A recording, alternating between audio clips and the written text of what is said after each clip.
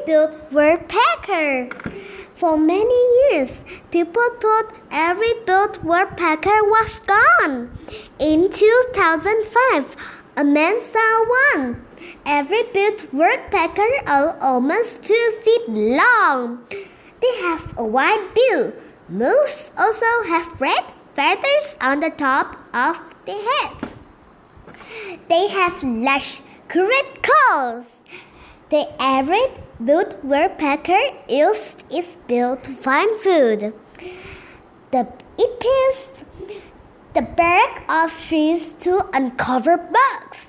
Its bill makes a knocking sound against the wood. Long ago, people hunted their birds. They also cut down trees. The trees were home to the ivory-billed woodpecker. Soon, the birds disappeared. Recently, scientists have found the last one male bird in an Arkansas swamp. Welcome back, Ivory-billed woodpecker!